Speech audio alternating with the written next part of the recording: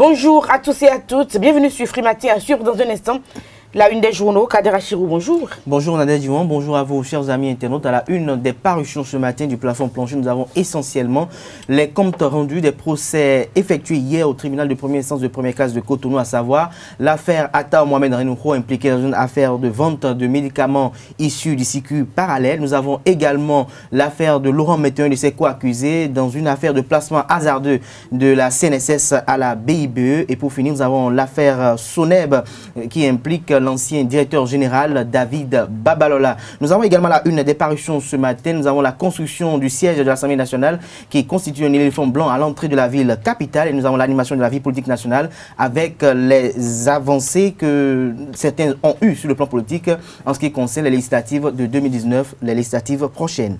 Kader Achirou, dans le débat, nous parlerons donc de la construction du siège de l'Assemblée nationale, des milliards engloutis dans un éléphant blanc. Nous reviendrons donc sur les propos des honorables députés à l'Assemblée nationale. Nous allons également faire un tour au tribunal de première instance de première classe de Cotonou. Et nous allons faire le débat par rapport aux différents procès qui ont eu lieu hier. Les sports, Larios Adiagbono, bonjour. Bonjour Nadège, bonjour chers amis internautes. Au menu de la page sport de Free Matin de ce jour, nous avons le Tour cycliste international du Bénin qui a démarré hier et les premiers coups de pédale ont été donnés entre la ville de Tanguieta et de Djougou, 126 km parcourus par les coureurs qui sont engagés sur cette 15e édition du Tour cycliste du Bénin. Dans un instant, donc, la une des journaux, Kader Achirou, le bulletin matinal d'information. On va s'en occuper sur Free Matin, l'horoscope du jour, Ruth Sodé, les sports, Larios Adiagbono. Carles Ketomé sera là pour le débat. Bienvenue, bonjour. Voici la une des journaux. Bonjour à nouveau, chers amis internautes. Nous démarrons par First Info qui affiche ce matin en manchette diplomatie, gouvernement, ventilateur. Nous passons au quotidien La Nouvelle Tribune. Procès de l'affaire CNSS. La défense exige l'application de la décision de la Cour constitutionnelle. Le verdict mis en délibéré pour le 22 mai prochain. Nous restons avec La Nouvelle Tribune en deuxième titre à la une. Construction du siège de l'Assemblée nationale. Le gouvernement utilise ce dossier pour faire du chantage politique. Le député Noureno Tchadé demande aux auteurs de rendre gorge. Nouvelle Tribune cède sa place à Matin Libre qui affiche ce matin en manchette actualisation du fichier électoral. Le dernier COSLEPI pour les législatives 2019 s'inquiète le canard. Des précisions à la page 3 de sa parution du jour. Toujours avec Matin Libre, suspension sans grande satisfaction des revendications. La ruse a eu raison des secrétaires généraux des centrales et confédérations syndicales. La Nation, actualisation du fichier électoral pour les législatives de 2019. Les membres du COSLEPI installés, l'élection du bureau prévue pour lundi prochain. Toujours avec le quotidien national d'information, affaire de fausse quittance de la SONEB, le jugement mis en délibéré pour le 29 mai prochain. Le Béninois libéré. Scandale lié à la construction du nouveau siège de l'Assemblée nationale. Komovep Sarl, une victime dans le lot 2, apporte la preuve de sa bonne foi. Des détails dans les colonnes de la parution du jour du Béninois libéré, toujours avec le même canard. Nomination au ministère des Finances. Les 27 délégués du contrôleur financier nommés sont à découvrir également dans les colonnes de Le Béninois libéré. Bénin intelligent.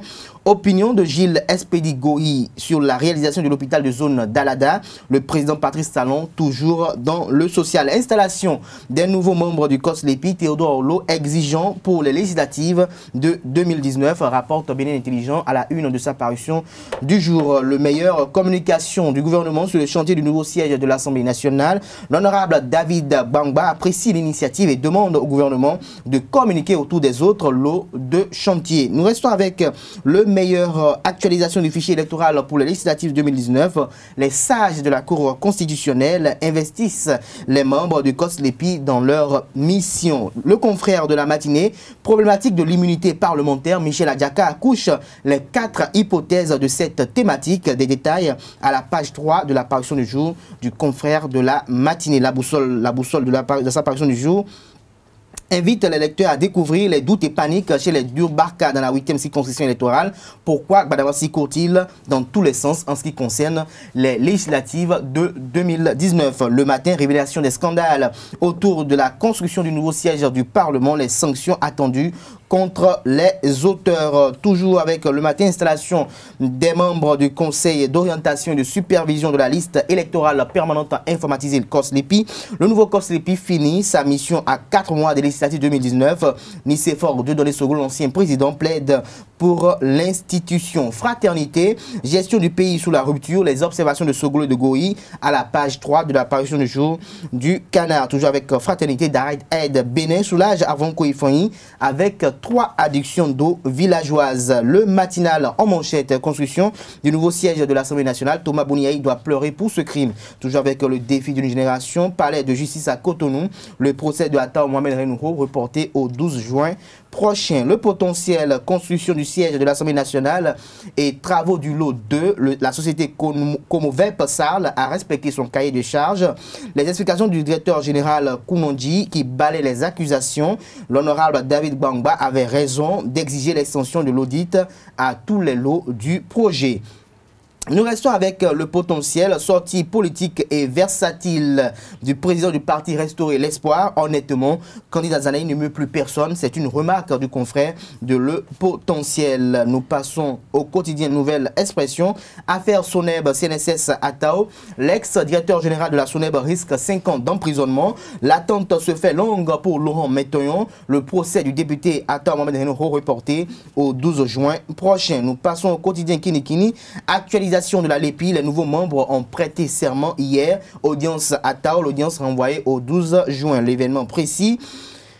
Affaire faux médicaments, CNSS BIBE et quittances falsifiées Soneb, les procès à Tao est maintenant reporté. Babalola risque 5 ans d'emprisonnement. Presse béninoise, le CNPA Bénin pour une régie publicitaire équitable renseigne la parution du jour de l'événement précis. Nous finissons ce matin avec la dépêche qui, comme vous le voyez à la une caricature assez expressive, accointance politique et moralisation de la vie publique.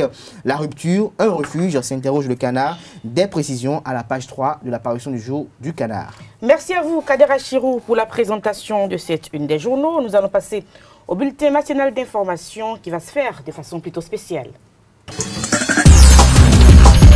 Les informations d'ici et d'ailleurs, pêle-mêle, Kader Achirou, nous allons directement sur le Carrefour Sika Toyota. Oui, effectivement, au Carrefour Sika Toyota, depuis environ 6 mois, c'est assez remarquable sur le Carrefour de constater une certaine déformation de la chaussée. Nous avons des bosses qui s'observent de part et d'autre, rendant la circulation assez épineuse pour les usagers de la route. Une équipe de nos reporters s'est dépêchée sur les lieux pour aller constater et toucher du doigt le véritable calvaire des usagers de ce tronçon. À présent, je vous invite à suivre le reportage pour plus d'édification. Dégradée depuis plusieurs mois, la voie au niveau du Carrefour Sika Toyota en quittant Godomain pour l'Étoile Rouge est devenue un calvaire pour tous les usagers qui empruntent cet axe stratégique de la plus grande ville du Bénin. Le goudron est endommagé et a pris la forme des dos d'âne, des fissurations de part et d'autre qui affectent une partie du corps de la chaussée. On passe par là, il y a la voie fait sous forme de dos d'âne sur la voie là, ce qui ralentit d'abord la circulation. Et quand tu es en moto, tu as des douleurs, des courbatures souvent dans le corps, après avoir pris par le passage. Et bon, comme autre difficulté aussi, ça endommage aussi les motos. Souvent nos motos là, c'est souvent en plastique. Donc à force de prendre par là, ça diminue la qualité de vie même de la moto.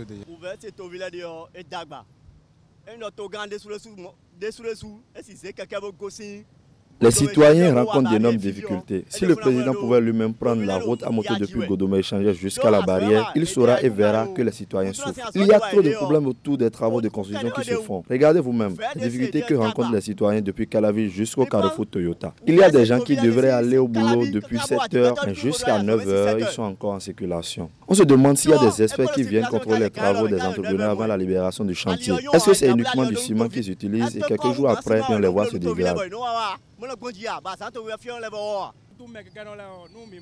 Nous les hommes rencontrons trop de difficultés. Surtout après des allers-retours sur cette voie, nous rentrons fatigués avec des douleurs. Parfois, tu te couches et tu n'as même plus envie de te relever car les trous qu'il y a sur la voie nous créent assez de coups battus. Des accidents, de retard et parfois des conflits entre usagers de la route sont courants sur ces asses. Des mesures doivent être prises par les autorités à divers niveaux pour assurer la sécurité des populations au carrefour Sika-Toyota.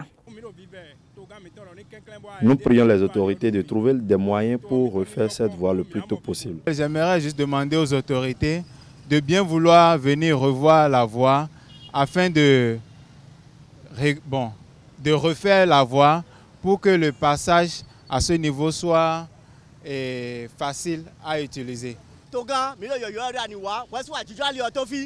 La voie n'est pas du tout bonne, elle est dégradée. Je demande aux autorités de venir s'asseoir au bord du goudron afin de constater eux-mêmes ce qui se passe.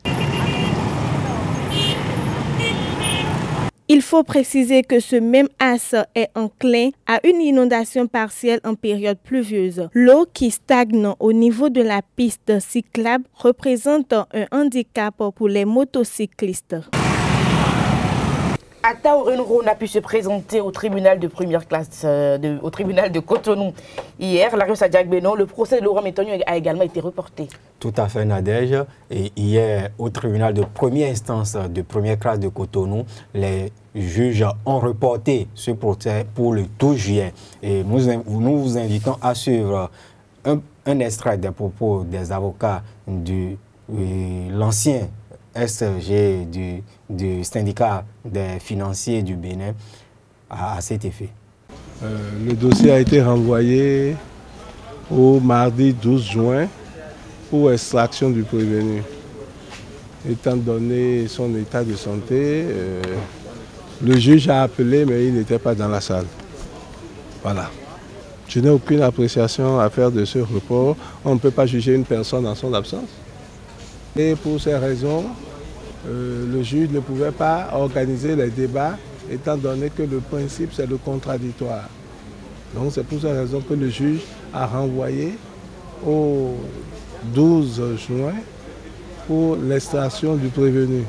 C'est un tout petit peu l'ambiance qui a prévalu au tribunal de Cotonou hier. Et puis les travailleurs ont repris leur poste depuis le mardi 8 mai dernier, Kader Achiro. Oui, effectivement, qui vous souviennent, dans la soirée du lundi dernier, la COSI Bénin, la CSTB et l'UNSTB ont conjointement effectué un point de presse à travers lequel ils ont suspendu leur motion de grève et ont exigé au gouvernement de pouvoir prendre en compte leurs différentes revendications pour ne pas les amener à tomber dans les mêmes travers. À présent, je vous invite à suivre les moments forts ou les propos les plus marquants de cette sortie médiatique au micro de nos reporters de ZAE TV. Le spectre de l'année blanche est de plus en plus écarté au Bénin. La COSI Bénin, la CSTB et l'UNSTB ont suspendu leur mouvement de grève. Face à la presse ce lundi, ils ont invité les travailleurs affiliés à reprendre leurs postes respectifs ce jour mardi 8 mai. Il s'agit d'un acte patriotique pour sauver cette année scolaire. En tout état de cause, prenant acte de la situation objective de l'état du mouvement et de la volonté de la base de se réorganiser pour la poursuite de la lutte, la COSI Bénin, la CSTB et l'UNSTB décident de suspendre ce jour, lundi 7 mai 2018, le mouvement de grève en cours depuis novembre 2017 pour certains et janvier 2018 pour d'autres et appellent les travailleurs à reprendre le service à compter du mardi 8 mai 2018. Sur les 12 départements, 11 ont accepté de suspendre la grève après des semaines de discussion. Les armes ainsi déposées, les pieds restent sur la gâchette, a indiqué le secrétaire général de la COSI Bénin. Cela s'est passé, il y a eu les débats.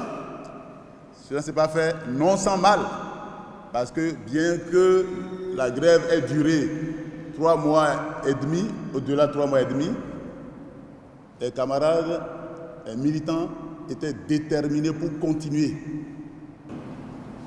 Donc à partir de ce jour, les travailleurs doivent retourner tête-main dans les services pour se mettre au travail. nous les invitons à respecter, à faire ce repli en ordre pour préserver intactes les chances de nous remobiliser pour d'autres luttes, les luttes à venir. Les centrales invitent le gouvernement béninois à saisir cette occasion pour convoquer les négociations afin de trouver des solutions aux revendications. Hors de nos frontières à présent, conformément à la promesse électorale de Donald Trump, les États-Unis se retirent de l'accord nucléaire iranien. Le président américain affirme que l'accord n'apportera jamais la paix, même si l'Iran s'y conformait complètement. Il le décrit comme un désastre et une gêne pour ses concitoyens. Il faut rappeler que l'accord a été conclu à Vienne le 14 juillet 2015, après 12 ans de négociations. Kader Achirou, Larios Adagbenon, c'est la fin donc de ce tour de l'actualité nationale et internationale. Il faut retenir donc qu'Attao n'a pas pu voir, n'a pas pu se rendre au tribunal hier. Il faut dire que du côté de Akpakpa, Yenawa précisément, les femmes étaient mobilisées et donc les activités étaient un peu paralysées donc, dans cette zone-là. On va en reparler dans le débat. Merci à vous. Et sur cette brève internationale, il faut rappeler que cette décision des États-Unis de Donald Trump, bien sûr, entre en compte dans le rapprochement de ces derniers jours avec son ennemi, le président nord-coréen Kim Jong-un. Parce que Kim Jong-un, Kader Achirou. Kim Jong-un. Donc, ça, c'est, comme on le dit, c'est la géopolitique. Ce sont les questions de dominance entre États, de positionnement, les rapports de force entre... Et il y a la Russie de l'autre côté qui a déjà fustigé ce retrait des États-Unis de l'accord nucléaire de Lyon. On va quitter, on est bien loin de Donald Trump, de qui? De Kim Jong-un. De Kim Jong-un et puis de tout ce qui est nucléaire. Nous sommes au Bénin, dans le pays du président Patrice Talon. On ne parle pas de nucléaire ici. Nous allons passer au débat avec Carles Kitomé et Kader Achirou. Le débat sur Free Matin, nous allons revenir donc sur les propos des députés à l'Assemblée nationale par rapport donc à la construction du siège de l'Assemblée nationale. Kader Achirou. J'ai écouté avec beaucoup de plaisir ces députés du bloc de la majorité parlementaire, mais dans le même temps, je dirais que j'ai eu beaucoup de désolation et de consternation à la fin de leurs propos parce que j'ai comme l'impression que c'est une théâtralisation politique qui est en train de se concocter progressivement.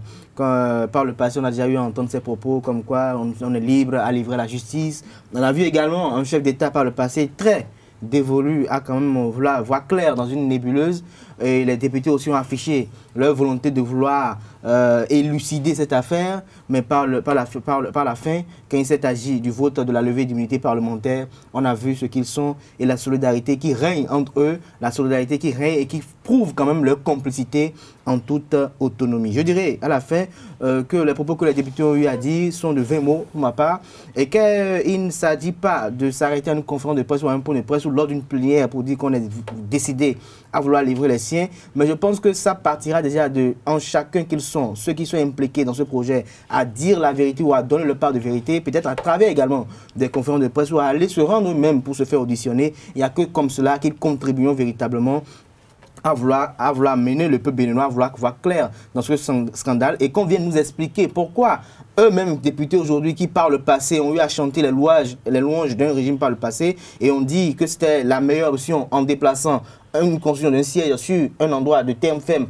sur un terrain marécageux, alors que ça revenait beaucoup plus coûteux parce qu'il fallait quand même adapter le sol quand même à l'infrastructure qui devait être érigée. Alors il faut quand même qu'ils viennent nous expliquer cela et que ce soit au niveau de la CEROSA et bien d'autres structures qui sont été impliquées dans ce dossier, qu'ils prennent le dessus et qu'ils viennent s'expliquer pour dire véritablement qu'est-ce qui fait leur part de vérité. Mais je pense que à la finalité, ce qui concerne cette affaire du siège de l'Assemblée nationale, ça reviendra encore comme un PPA2, ça reviendra encore comme ces affaires qu'on connaît toujours dans le pays où elles se finissent par des non-lieux qui quand même sont des verdicts pour moi qui prouvent un peu, je vais peut-être oser le dire, une insuffisance de notre justice parce que je ne comprends pas quand je vais peut-être faire une rétrospection sur l'affaire PPA2, comprendre comment l'argent a été bouffé et on dit qu'il y a non-lieu. Non-lieu, c'est quoi? Qu'est-ce que les juristes mettent dedans? Donc je pense qu'il est temps aujourd'hui qu'à travers un sursaut patriotique, les Béninois puissent se mettre debout pour essayer quand même de voir clair et qu'on sache qui sont ceux qu'on doit bouter dehors dès les législatives prochaines parce qu'on en a marre de voir que notre Assemblée nationale ou l'Assemblée nationale du Bénin soit le refuge quand même des uns des autres qui se battent pour s'y rendre, pour ne que s'acoquiner avec les politiques, pour obtenir des marchés publics, pour participer à l'enracinement, à l'engouffrement du pays, parce que je ne peux pas comprendre comment un bon patriote puisse avoir une part de responsabilité dans ce projet et que dès le départ, depuis le lancement de ce projet, n'ait eu rien à dire. Et c'est quand Patrice Talon est venu aujourd'hui qu'on pense qu'aujourd'hui c'est le moment de vouloir lutter contre la corruption, c'est le moment de vouloir voir clair. Bonjour. Bonjour Nadège. Ben, je voudrais dire que je me réjouis énormément du fait que les députés béninois aient pris cette option de vouloir lever l'immunité de certains de leurs compères. Cela pour la simple raison que depuis que notre constitution existe, c'est une disposition constitutionnelle qui n'a jamais été mise en application.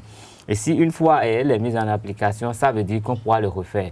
Que les gens décident de lever vraiment l'immunité au terme du vote ou pas, je crois que ce serait déjà une avancée, ce serait un élément nouveau dans le développement de la démocratie au Bénin. Et je me réjouis du fait que le deuxième vice-président de l'Assemblée nationale, en la personne de Robert Guillan, ait pris la parole pour une fois, parce que c'est quelqu'un qui ne parle presque jamais. Et si lui-même il est monté au créneau, qui s'est exprimé, ça veut dire que le dossier est d'intérêt et que tous les députés béninois accordent une certaine importance à cette décision, sinon ils ne l'auraient jamais fait. Mais je crois aussi que, bon, on va parler, même si après il y a un non-lieu ou n'importe quoi, je crois que c'est des dispositions juridiques. Et les juges pourront toujours nous dire, nous décrire ce qui se passe. Parce que l'histoire s'écrit et reste. Quelles que soient les décisions qui seront prises aujourd'hui, ces décisions seront enseignées aux étudiants dans les amphis. Les gens vont décortiquer ça et on saura si en son temps cette décision était juste ou pas, si elle était motivée ou pas. Mais le fait de vouloir faire ce bâtiment à cet endroit, pour moi, ça peut relever d'une certaine prouesse parce qu'à Dubaï, il y a eu des choses qui ont été faites.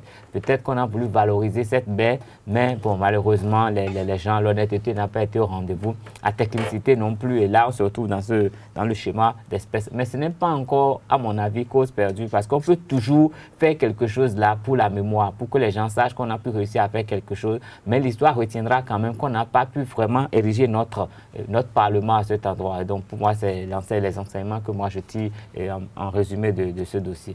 Nous allons donc revenir au tribunal de Cotonou, Kader Achirou, où les différents procès ont été reportés, c'est bien ça.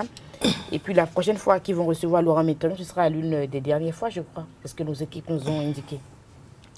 Le procès Laurent Méton, qui est toujours en détention préventive d'ailleurs, Laurent Méton avec ses co-accusés, il faut quand même dire que ça paraît assez long pour ma part, parce que tout le temps, programme, avant il n'arrivait pas à comparaître à cause des grèves au niveau du secteur judiciaire. Aujourd'hui qu'il arrive à comparaître, chaque fois on le renvoie. On renvoie le dossier un autre jour, tantôt après un autre jour, après un autre jour. Je me demande si ce n'est pas une stratégie pour peut-être essayer de briser quelqu'un quand même qui, qu'on le connaisse ou qu'on le veut ou pas, a quand même son mot à dire dans l'animation de la vie politique nationale et connaissant aussi sa verve. Est-ce que ce n'est pas une manière aussi de le discipliner? Ça, c'est une question pêle-mêle qui ne serait quand même pas élucidée jamais sous nos cieux. Mais en ce qui concerne le cas d'Aïd Babalola, je pense que c'est la preuve imminente et irréfutable d'ailleurs, que le régime actuel n'a pas de partisans ou de sympathisants en ce qui concerne la lutte contre la corruption ou l'impunité. Parce qu'il vous souvienne quand même, pour ceux qui connaissent David Babalola et qui sont proches de lui, doivent savoir qu'il doit être très proche de certains ténors du gouvernement en place. Et donc, s'il devait avoir du favoritisme, il devait être quand même sorti et lavé tout blanc dans cette affaire. Mais le voilà qui risque de 5 ans d'emprisonnement ferme avec 200 millions d'amende. Je pense que c'est assez lourd, c'est assez fort. Et donc, on peut aujourd'hui dire avec beaucoup d'assurance et sans risque de se tromper qu'aujourd'hui, à l'aide du nouveau départ de la rupture du Bénin révélé, la lutte contre la corruption et l'impunité se font en toute autonomie, sans quand même émission de l'exécutif ou sans émission du pouvoir d'État. Je pense que c'est une avancée du Bénin aujourd'hui. Transparency International a eu à l'indiquer par le passé lors d'un rapport. Donc je pense que nous devons poursuivre dans cette droite ligne. Et aujourd'hui que David Babalola est inculpé, je pense qu'il n'y a personne qui est sorti pour dire voilà, c'est une justice sélective, voilà, c'est une chasse sorcière. Donc je pense que si demain il arriverait que X ou Y, sur mon regard, soit inculpé pour ce qu'il a eu à faire ou pour une mauvaise gestion ou pour des choses, qu'on ne vienne pas dire que la justice est sélective, qu'on ne vienne pas dire que notre justice a été instrumentalisée, qu'on ne vienne pas dire, qu'on ne vienne pas dire, qu'on ne ne vient pas dire. Donc je pense que c'est un cas assez palpable pour comprendre cela. Et je pense que si quelqu'un n'est pas d'accord par rapport à ce qui a été fait, la justice prévoit des voies de recours pour pouvoir se plaindre et qu'on arrête de pouvoir manipuler le peuple béninois, qu'on arrête de pouvoir appeler le peuple béninois à l'insurrection, parce qu'il y a des choses qui se font déjà quand on voit les affiches qui se font monter de part et d'autre dans la ville, quand on voit ce que les gens essaient de la préparation psychologique que les gens préparent les citoyens à faire. Je pense que quelque chose de dangereux se prépare. Et si on ne se lève pas tôt pour appeler à une halte, je pense que le pire arrivera, on ne le souhaite jamais. Je pense que l'exécutif d'ailleurs va mettre en exécution, je finirai par là, va mettre en exécution avec tous les pouvoirs qui lui sont conférés, le pouvoir public pour quand même essayer quand même de parer à cela. Oui, mais je crois que la décision qui a été prise hier à l'encontre de David Babalola vient jeter un pavé dans la mare. Mais ce n'est pas définitif, hein? Non, pas encore, du gouvernement, dans la mesure où les gens le considèrent comme un partisan du pouvoir en place et lui, son verdict est déjà tombé. Peut-être qu'il y a les voies de recours, il pourra faire appel, on pourra passer en cours de cassation. Mais au moins, le droit a été dit et c'est de façon incontestable. Et je crois que les juges ils sont dans leur rôle et un juge décide seul de renvoyer ou de trancher un dossier compte tenu des éléments de preuve ou de l'évolution de l'enquête.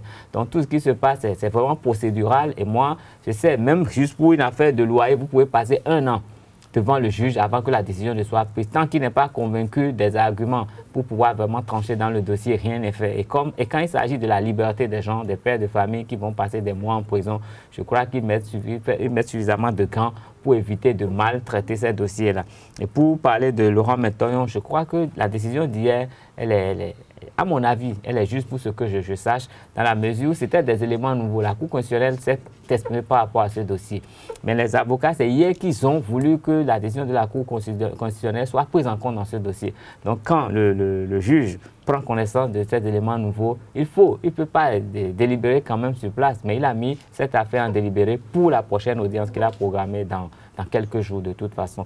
Et de la même façon pour Ataho Renouko, et pour lui, à double titre, je dis, le fait qu'il ne soit pas venu n'est pas si mauvais, dans la mesure où on a vu que les gens s'étaient déjà mobilisés, peut-être, on ne sait pas pour quelle raison, mais ils s'attendaient à un verdict pour peut-être se manifester, faire des choses peut-être pas vraiment bien dans la ville de Cotonou. Et comme lui, Dieu a su faire ces choses, il n'était pas en forme pour comparaître. D'ici la prochaine comparution, c'est vrai que les ardeurs se seront un peu calmés par rapport à ça, parce qu'on ne souhaiterait quand même pas qu'il y ait du désordre dans notre pays, on ne souhaiterait pas qu'il y ait des casses, mais que chacun puisse se rendre compte que la décision du juge est juste, parce que si les gens sont inculpés, il faut qu'ils répondent de leurs actes. Et on ne souhaite pas la mort du pécheur, mais ça va nous permettre quand même d'avancer. Et donc, je crois que globalement, tout ce que les juges ont eu à faire hier, c'est la procédure et on respecte ça. Et nous, tout le monde, les avocats d'Atta ont souhaité déjà à leur conférence de presse que les juges soient impartials dans la gestion des dossiers. Et je sais que ce serait pour notre bonheur, ce serait pour l'avancée de notre démocratie. Merci, Carles Ketomé Kaderachiou. Merci, c'était le débat. Nous passons donc au sport et à l'horoscope du jour sur Frimatin. Les sports sur Frimatin, 15e édition du Tour international cycliste du Bénin. Les hostilités ont démarré donc, comme on l'annonçait depuis hier à Tanguita. Et déjà, les coureurs burkinabés affichent leur suprématie. Tout à fait, Nadège. Pour cette première étape, les étalons ont maîtrisé la course. À l'arrivée, Salifou Yabanga remporte l'étape devant ses coéquipiers Aruna Liboudo et Salif Bikenga. Yabanga endosse le premier maillot jaune de cette 15e édition de la Petite Reine au Bénin. Le premier béninois au classement général a pour nom Bachiki Abdoul, le capitaine de l'équipe élite du Bénin, qui occupe la 15e place à 11 minutes 57 secondes du vainqueur de l'étape d'hier. Ce mercredi 9 mai 2018, les coureurs vont parcourir 128 km de Djougou à Parakou. Nous parlons à présent foot. La sélection nationale des moins de 20 ans de football du Bénin a terminé donc sa tournée du côté du Congo-Brazzaville. Tout à fait. Hier, les écureuils juniors ont rencontré en match amical international le club champion du Congo-Brazzaville, les Diables Noirs. Et cette rencontre s'est soldée par un match nul et vierge de 0 but partout entre les coéquipiers du joueur de ESAE, je veux parler de Chabel Gomez et leur adversaire. Il faut retenir de cette expédition congolaise que l'équipe n'a pas perdu. depuis 3 matchs, l'équipe est dans une bonne dynamique. Ça fait que 2 victoires enregistrées à domicile au Bénin. Et cette expédition dans l'Afrique centrale, ils ont ramené 2 matchs nuls. Un match nul, 1 but partout face à la sélection junior du Congo, les Diables Rouges juniors. Et hier, un autre match nul et vierge face à l'équipe championne du Congo. Et selon les informations, la délégation revient à Cotonou aujourd'hui.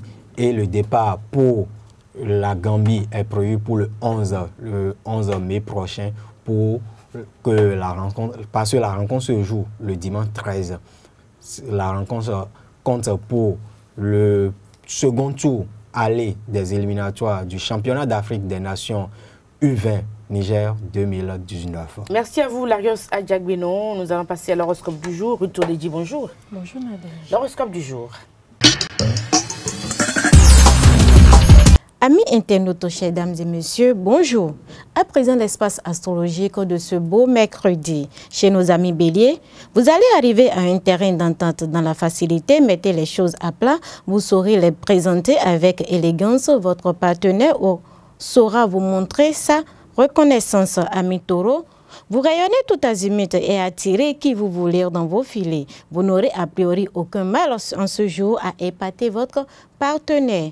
Gémeaux, votre sensualité est en éveil. Vous attirez davantage les relations professionnelles comme passionnelles et éphémères. Vous voici prévenu, le tout sera de ne pas vous emballer, ni vous poser trop de questions. Vivez le présent pleinement. Amis cancer, désirez de mettre fin à vos doutes, vous posez des questions trop directes à votre partenaire. Il ne peut pas répondre encore en ce moment. Faites en sorte d'avancer progressivement pour obtenir de bons résultats. Chez les rois de la forêt, amis lions, il est toujours payant de conserver le dialogue ouvert avec les collaborateurs. Ne l'oubliez pas, aujourd'hui vous voici d'humeur résolue. Il ne sera pas question de vous laisser intimider, mais plutôt de ne pas agir inutilement. Amis vierges, votre ciel sentimental se voile d'une lueur de glamour. Vous êtes naturellement disposé à faire preuve de délicatesse. Elle vous mène à la passion, à l'état pur. Il y a des sorties glamour en vue et de part et d'autre, mais n'abusez pas. Amis balance, le goût du défi vous attire irrésistiblement. Attention aux coups de tête et de cœur. L'objectivité vous manque. Ne prenez pas de décision radicale dans votre vie affective. Scorpion, chez les amis scorpions, vous époustouflez vos interlocuteurs et partenaires. N'en faites pas cependant pas trop en ce jour où juste assez suffira pour enchanter vos partenaires. Sagittaire, amis Sagittaire, la chance est avec vous. Aujourd'hui, c'est le moment de foncer résolument vers vos objectifs en aiguisant vos réflexions. Chez les amis Capricorne, vous rayonnez littéralement et en profitez pour vanter l'excellence de vos projets et l'intérêt qu'on vous aurait à suivre dans vos initiatives. Amis Verseau, vous allez lutter avec brio aujourd'hui. Pour faire valoir vos talents et vos résultats, vous pouvez a priori compter sur une valorisation de votre activité professionnelle. Et pour boucler le bal de cette prévision, chers amis poissons, les critiques peuvent être constructives si vous les entendez avec philosophie. C'est cette optique-là qu'il vous faut approfondir en ce jour pour vous en sortir. Ladies and gentlemen, amis internautes, merci de nous avoir préférés. Passez une agréable journée et bonne fête d'Ascension par anticipation. Ainsi se referme cette émission Free Matin que nous avons eu du plaisir à vous présenter. Nous allons nous retrouver vendredi pour un autre numéro de Free Matin. Portez-vous bien. Au revoir.